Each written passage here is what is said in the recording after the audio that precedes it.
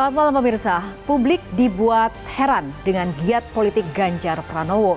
Ganjar memang dikenal dengan gaya belusukannya selama ini. Tapi kali ini belusukan yang dilakukannya tidak biasa. Pasalnya ia melakukan belusukan di Jakarta dan Bekasi, daerah yang tentu saja bukan teritorinya sebagai gubernur Jawa Tengah. Parahnya lagi, Ganjar seolah sibuk mencari borok daerah lain, lalu menelpon pejabat di wilayah tersebut untuk berkeluh kesah atas nama aspirasi rakyat. Akibatnya banyak yang menilai Ganjar berlaga bak seorang presiden.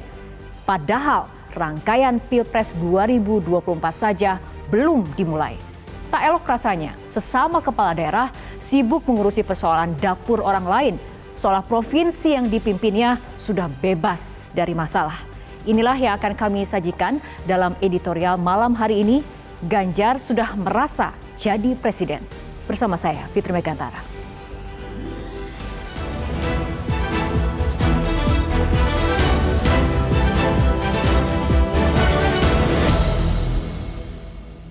Ganjar sudah merasa jadi presiden.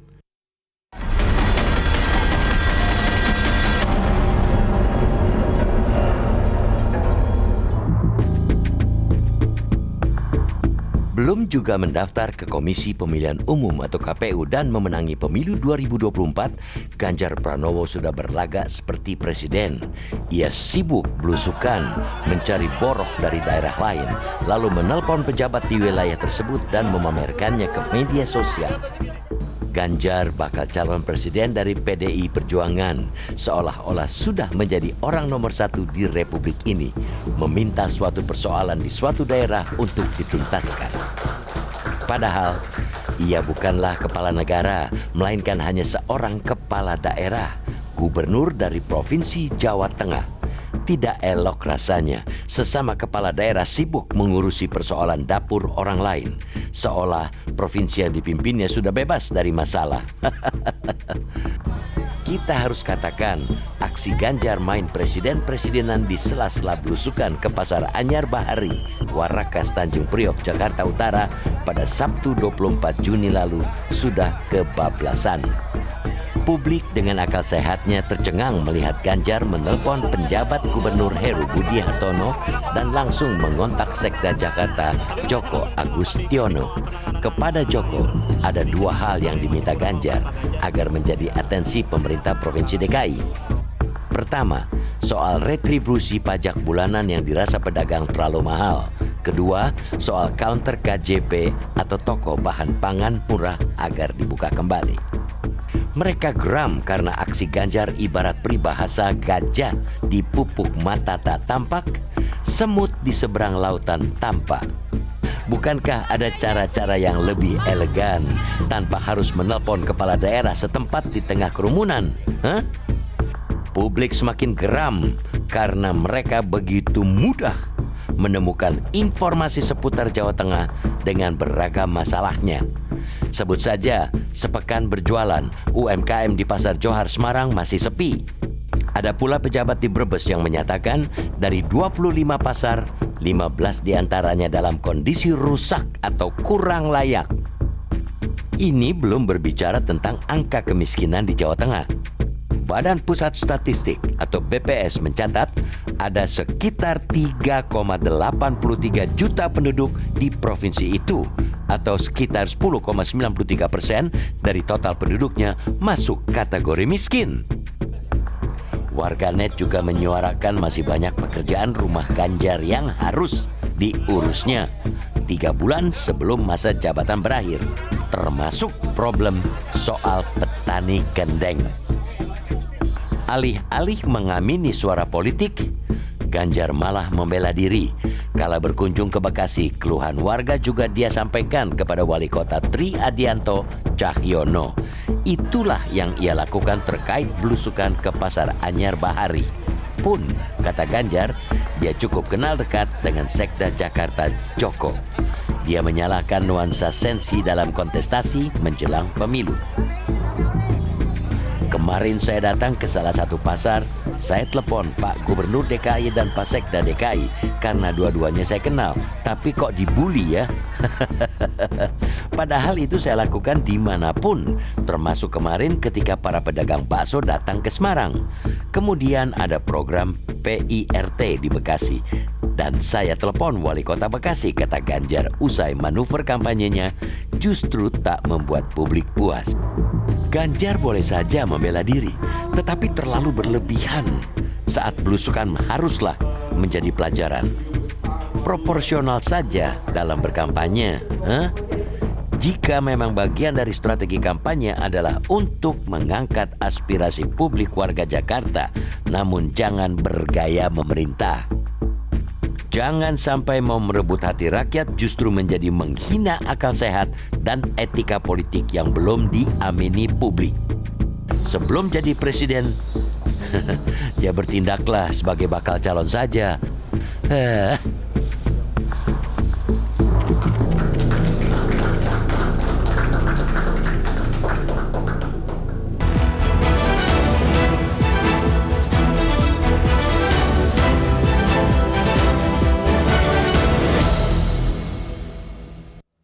Pemirsa, kita akan segera langsung membedahnya bersama Dewan Redaksi Media Group, Bang Saur Huta Barat. Selamat malam, Bang Saur. Selamat malam, Brana. Gimana kabarnya, Bang? Baik, cuma Baik. agak serak. Agak serak aja. Bang, tapi apabila kita lihat ya, cara bakal calon Presiden Ganjar Pranowo yang menelpon pejabat gubernur daerah lain, dalam hal ini DKI Jakarta, untuk kemudian menyampaikan keluhan warga. Memangnya provinsi yang dipimpin oleh seorang Ganjar ini memang sudah bebas masalah ya, Bang? Ya justru itu makanya dia mendapatkan kecaman. Kenapa dia sekarang malah cawe-cawe ke provinsi lain, khususnya Jakarta. Jadi yang berlaku untuk dia ini adalah yang namanya semut di seberang lautan terlihat, tetapi gajah di pelupuk matanya tak terlihat. Kok bisa?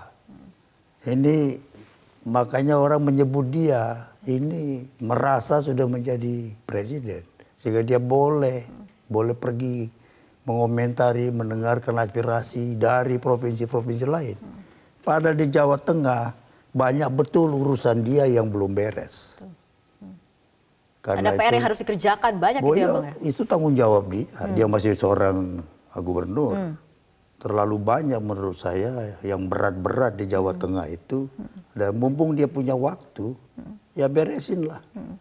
Bahkan yang gampang dikerjakan seperti pasar terbakar sudah hampir 3 tahun, belum juga diberesin.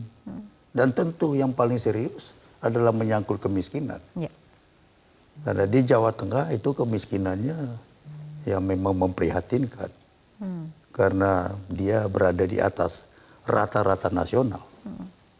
Jadi kenapa dia begitu penting untuk menunjukkan bahwa saya ini adalah calon presiden yang sudah berjalan-jalan kemana-mana, mendengarkan aspirasi di mana-mana, seakan-akan sudah resmi jadi capres, dan seakan-akan di Jawa Tengah yang menjadi tanggung jawabnya sudah beres, sudah cakep, sudah rapi.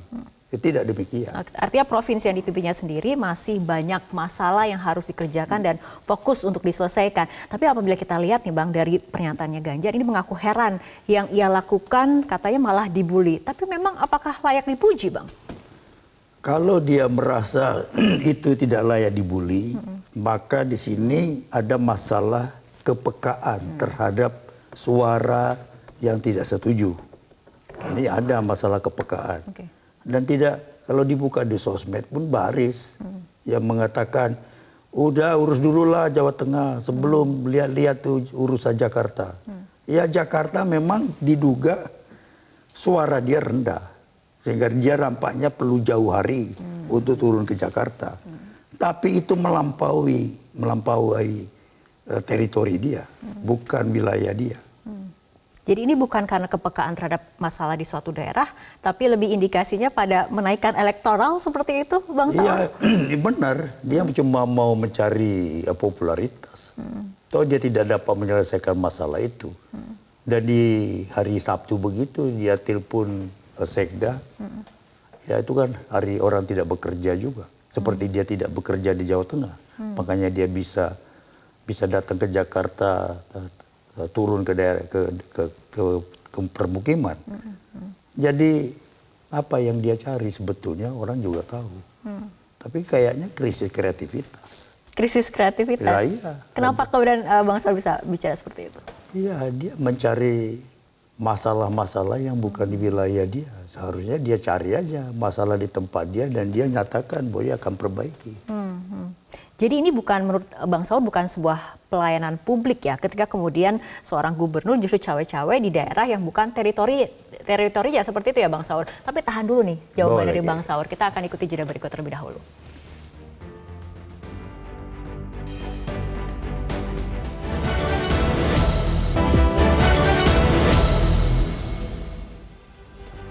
Ya, kita akan lihat apa saja yang ada di media sosial. Pendapatnya kita lihat dari @ahmadmed yang mengatakan kapasitasnya sebagai apa ya? Warga Jakarta bukan, gubernur Jakarta bukan, anggota DPRD bukan, presiden bukan. Selanjutnya kita akan juga lihat pendapat dari @irwan ambao. Belum jadi presiden aja dia sudah halu. Kayak junjungannya halu produksi massal SMK dan halu ekonomi meroket.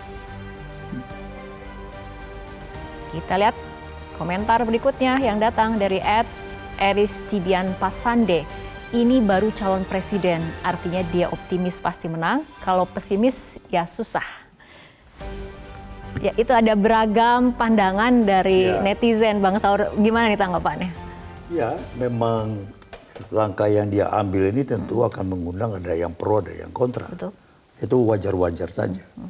Tetapi dari sisi substansi dia sebagai gubernur Jawa Tengah, dia sudah memasuki wilayah orang lain. Saya kira ada di sana etika jabatan, ada juga etika kepublikan. Makanya kalau seorang presiden ya seluruh Indonesia ini, seluruh tanah air ini wilayah dia. Ini tidak. Sebaiknya dia pergi aja ke Brebes. Ada apa di Brebes? Brebes itu adalah kabupaten yang termiskin di Jawa Tengah. Tingkat kemiskinannya 16,05%. Jadi dia nggak usah jauh-jauh dari Semarang pergi Jakarta. Pergi aja ke Brebes, periksa tuh Brebes. Apa yang bisa dilakukan di Brebes? Tidakkah warga di situ masih membutuhkan banyak sekali jamban? Wong WC aja belum beres. Ngapain urus Jakarta? Kurang kerjaan apa? Loh enggak, ini kita harus kritik. Betul. Semasa dia masih memiliki tanggung jawab di Jawa Tengah, urus itu Jawa Tengah. Jakarta tuh ada Pak Heru yang urus. Jadi nggak kurang-kurang masalah di Jawa Tengah. Jadi ketika alasannya adalah untuk meneruskan aspirasi publik Jawa Tengah dulu yang kemudian harusnya didengar dan ditindaklanjuti, seperti itu ya Bang? Ya, bahkan kata yang lebih tepat untuk Jawa Tengah adalah aspirasi rakyat Jawa Tengah. Warga Jawa Tengah, bukan lagi semata publik. Lebih tajam karena itu mereka yang memilih Ganjar menjadi gubernur. Udah wajar sekarang warga di sana meminta, menuntut. Apa yang sudah dilakukan dalam 2 masa jabatan. Kita ini kan layak mempertanyakan. Kalau kamu belum jadi presiden saja, tadi disebut halusinasi. Ini kan terlalu keras kata-kata ini. Tetapi harus dikatakan juga, ya toh, jadi masih sebagai gubernur Jawa Tengah, baru bakal calon presiden, ya. Belum masa kampanyenya seorang presiden, nantilah kau urus itu. Itu baru di Brebes ya. Belum kemudian kita kan melihat fakta bagaimana kebakaran pasar di Waleri yang di tahun 2020 sampai saat ini saja kemudian belum ada solusinya ya Bang ya? Itu Kendal, Kabupaten Kendal itu. Itu terbengkalai begitu saja. Padahal itu pasar 1.800 pedagang dan hampir menyerap sekitar 4.000 tenaga kerja. Itu kebakarannya November 2020 ya. Sampai sekarang hampir 3 tahun. November nanti 3 tahun. Masih seperti itu aja. Jadi terlalu banyak gajah di depan mata, tapi malah tidak terlihat. Malah semut di seberang lautan terlihat begitu jelas ya. Sekali. Malah dia cawe-cawe, telepon tuh sekda. Saya kenal dia kok. Kan gitu. sama-sama dari Jawa Tengah. Ya masa seperti itu? Artinya apabila ini berbicara mengenai pelayanan publik, publik yang mana yang kemudian harus diprioritaskan terlebih dahulu dari seorang gubernur Jawa Tengah? Tentu berbasiskan wilayah dia sebagai kepala daerah. Dia kan bukan kepala pemerintah Republik Indonesia, kepala daerah Jawa Tengah. Kan di situ dia, ya uruslah Jawa Tengah, beresin dulu lah, gitu, sehingga rakyat yang akan dia tinggalkan menjadi presiden kalau terpilih, ya toh, atau menjadi capres nanti, ya juga happy. Jadi gaya seorang bakal calon presiden seperti Ganjar Pranowo kemudian sampai harus cawe-cawe di daerah lain ini sebuah hal yang lazim atau berlebihan menurut Bang Saur? Pandangan saya jelas berlebihan. Seakan-akan tidak punya masalah di daerahnya. Yang paling sulit itu kan memang mengkritik diri sendiri. Itu kan sulit. Melihat kelemahan orang lain itu kan lebih gampang daripada melihat kelemahan diri sendiri. Itu sebabnya nenek moyang kita punya pepatah, buruk muka cermin yang dibelah. Karena tidak mudah mau melihat buruk muka kita. Nah, muka buruk ini di Jawa Tengah banyak. Oke. Baik, Bang Saur, kita akan lanjutkan kembali perbincangan. Kita akan melihat apa kemudian hasil polling yang dilakukan oleh Metro TV terkait topik ini, tapi kita ikuti jeda berikut terlebih dahulu.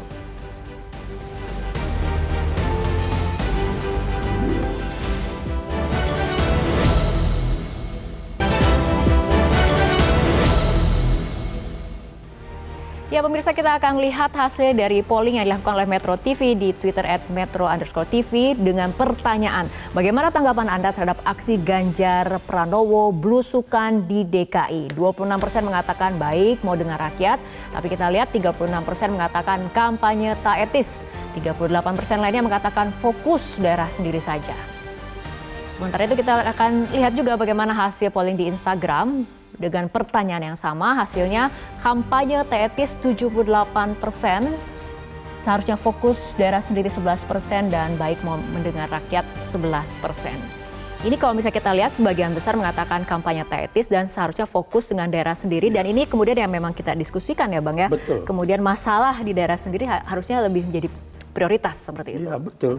Jadi suara netizen itu adalah suara yang benar. Harusnya dia fokus membereskan Jawa Tengah sebelum dia tinggalkan itu. Dan nggak etis. Saya kira berbahaya ya kalau seorang calon presiden harus diingatkan oleh publik tentang etika. Etika jabatan. Saya kira ini perkara serius loh. Barang siapa yang mau jadi calon presiden, sudah sepatutnya dia menunjukkan bahwa dia menyandang dengan tulus tentang etika. Ada dua persoalan di sana. Satu etika jabatan. Yang kedua etika kepublikan. Nah kalau etika jabatan itu dilanggar dan rasa etik publik juga terlanggar, itu hasilnya parah. Makanya terlihat tadi, udah kamu fokus aja. Jadi carilah cara-cara menaikkan popularitas, menaikkan elektabilitas, memperlihatkan kepedulian. Tapi baliklah kepada basic jabatan Anda, tanggung jawab Anda. Jawa Tengah urus sebaik-baiknya. Dan itu yang disuarakan. Dan nanti kita lihat, dia kan boleh pergi di akhir pekan kemanapun. Boleh. Dia boleh jalan-jalan pagi bersepeda-sepeda sama warga. Tapi kalau dia masuk kepada wilayah yang menyangkut etika jabatan, yang menyangkut skop kewenangan kepala daerah setempat, seharusnya dia tahu batas. Bahwa saya tidak patut, tidak pantas melakukan itu. Kecuali dia merasa bahwa dibully itu adalah sesuatu yang cakep, sesuatu yang indah. Masa iya sih? Jadi ini pertanyaan serius mengenai tidak etis, fokus, Itu dua kualitas yang penting, bahwa Anda fokus dengan tanggung jawab Anda dan Anda menegakkan etika jabatan Anda.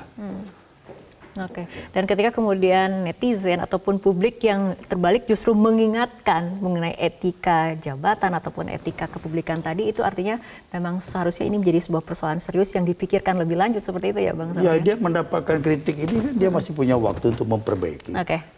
Iya kan? Ya. Kita tunggu saja bagaimana nantinya seperti apa Bang Saud. Tapi terima kasih telah sama-sama membedah topik ini untuk malam hari ini Bang Saud. Dan pemirsa, perbincangan tadi sekaligus menutup perjumpaan kita dalam editorial malam hari ini. Mewakili kerabat kerja yang bertugas, saya Fitri Megantara mengucapkan terima kasih atas perhatian Anda. Selamat malam, sampai jumpa.